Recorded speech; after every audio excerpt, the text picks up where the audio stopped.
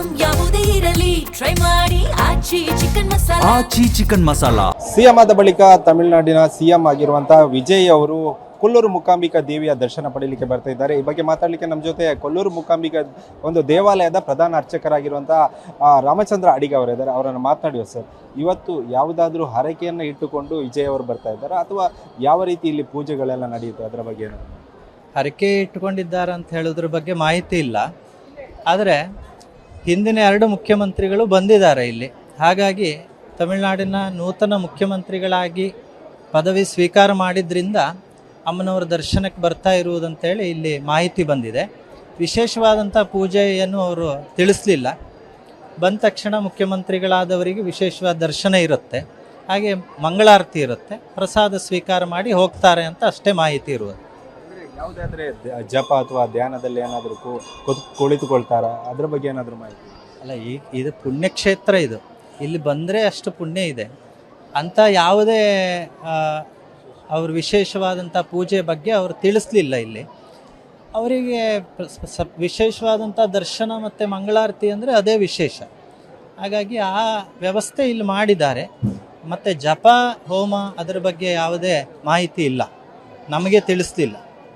ಅಂದರೆ ಇವತ್ತು ಶುಕ್ರವಾರವೇ ಭೇಟಿ ಕೊಡಲಿಕ್ಕೆ ಏನಾದರೂ ವಿಶೇಷತೆ ಇದೆಯಾ ಅಥವಾ ಈ ಒಂದು ದಿನದ ಏನಾದರೂ ವಿಶೇಷತೆ ಇದೆಯಾ ಏನು? ಇಲ್ಲ, ಹಾಗೇನೂ ಇಲ್ಲ.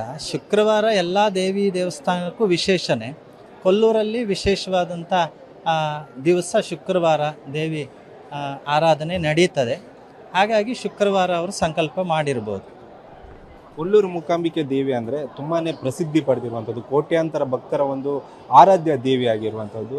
ಸಾಕಷ್ಟು VIP-ಗಳಾಗಿರ್ಬೋದು, ನಟರಾಗಿರ್ಬೋದು, ರಾಜಕೀಯ ನಾಯಕರು ಕೂಡ ಇಲ್ಲಿಗೆ ಒಂದು ದರ್ಶನವನ್ನು ಪಡೆದುಕೊಂಡು ಹೋಗ್ತಾರೆ. ಈಗ ತಮಿಳುನಾಡಿನ CM ಬರ್ತಾ ಇರುವಂಥದ್ದು, ಇಲ್ಲಿ ವಿಶೇಷತೆಯನ್ನು ಏನಾದರೂ ಗಮನಿಸೋದಾದ್ರೆ? ಅಲ್ಲ, ಇಲ್ಲಿ ಇದು 18 ಶಕ್ತಿಪೀಠದಲ್ಲಿ ಮುಖ್ಯ ಶಕ್ತಿಪೀಠ, 51 ಶಕ್ತಿಪೀಠ, ಅದರಲ್ಲಿ 18 ವಿಶೇಷವಾದಂಥ ಶಕ್ತಿಪೀಠ. 18 ಶಕ್ತಿಪೀಠದಲ್ಲಿ ಮುಖ್ಯ ಶಕ್ತಿಪೀಠ ಅಂತ ಪುರಾಣ ಹೇಳುತ್ತದೆ. ಹಾಗೆ ಸಪ್ತಮೋಕ್ಷದಾಯಕ ಕ್ಷೇತ್ರಗಳಿದೆ ಗೋಕರ್ಣ ಮಂಡಲದಲ್ಲಿ. ಕೌಮಾದರಿ ಅಂದರೆ ಸುಬ್ರಹ್ಮಣ್ಯ, ಮತ್ತು ಉಡುಪಿ, ಮತ್ತು ಕುಂಬಾಶಿ, ಮತ್ತು ಧ್ವಜೇಶ ಅಂತ ಹೇಳಿದ್ರು ಕೋಟೇಶ್ವರ, ಮತ್ತು ಕೊಲ್ಲೂರು, ಗೋಕರ್ಣ, ಹೀಗೆ 7 ಸಪ್ತಮೋಕ್ಷದಾಯಕ ಕ್ಷೇತ್ರದಲ್ಲಿ ಇದು ಅಂತಿಮ ಕ್ಷೇತ್ರ, ಮೋಕ್ಷದಾಯಕ ಕ್ಷೇತ್ರವೂ ಹೌದು.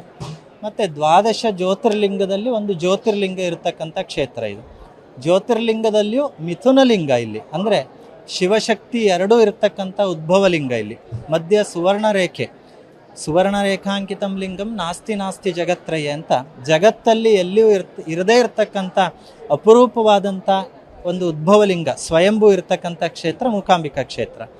ಶಿವಶಕ್ತಿ ಅಂದರೆ ಬ್ರಹ್ಮ ವಿಷ್ಣು ಮಹೇಶ್ವರ ಸಾನ್ನಿಧ್ಯ ಲಿಂಗದ ಬಲಭಾಗ, ಶಕ್ತಿ ಭಾಗ ಕಾಳಿ ಲಕ್ಷ್ಮೀ ಸರಸ್ವತಿ ಸಾನ್ನಿಧ್ಯ ಎಡಭಾಗದಲ್ಲಿ.